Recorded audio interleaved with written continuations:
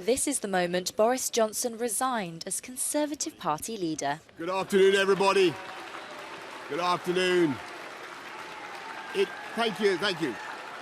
It is clearly now the will of the Parliamentary Conservative Party that there should be a new leader of that party and therefore a new Prime Minister. And I've agreed with Sir Graham Brady, the chairman of our backbench MPs, that the process of choosing that new leader should begin now.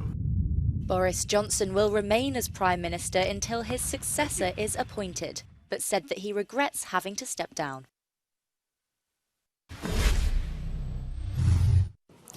Well, for more on Boris Johnson's resignation, I'm joined now by reporter Vincent McAviney. Vincent, thanks for your time. So, what is next for the Tory party and the UK? Well, it is incredibly unclear at the moment because Boris Johnson's resignation speech outside Downing Street was pretty remarkable. He didn't seem to acknowledge the reasons and the wrongdoing on his own part for why he is now having to supposedly leave Number 10. He talked about the herd mentality of the Conservative Party turning against him. He said that he didn't want to go, that it was the best job in the world. He'd learned so much and that next week there would be a timetable set out for the election to try to replace him. It's thought that he wants to stay until the autumn, going past even the Conservative Party conference to try and do some sort of victory lap. But people in his own party very unhappy and uncertain about this. Boris Johnson has been appointing new members to his cabinet, which is meant to be a sort of shepherding cabinet just in this interim period. But people think that Boris Johnson's character shows that what he's actually trying to do is maybe potentially cling on, that some kind of crisis might prompt, or there might be some kind of special back route for him to stay in office. And so that's why he's been so keen not to appoint the people again who have quit, but to appoint new people to carry on with the job.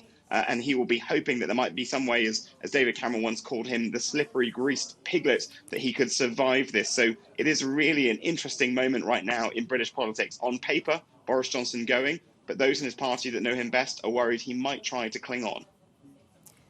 A remarkable speech and a remarkable situation, as you say. So we have no idea, really, when a new leader could be in place, let alone who this new leader could be. Yeah, there is no plan B in the Conservative Party. This isn't a battle over ideology, as it was when Theresa May stood down and Boris Johnson was the clear and quick favourite. It is now really a moment of existential reflection for the Conservative Party as to what they want to be, who they want to be next. There is no heir apparent. A few months ago, it might have been Rishi Sunak, the former Chancellor. Now there are at least maybe 6, 7, 8 people in the running, Nadhim Zahawi, Liz Truss, Jeremy Hunt, who want to go for this, which could spell a long election campaign. But there are those in the party now simply worried that because Boris Johnson has signalled in that strange, it has to be said, resignation speech, talking about how it's Tory voters that were taking him out, about the fact that he'd won that huge majority at the last election, the biggest in 30 years, that they worry the longer he stays in, the more likely he will try and grip onto power.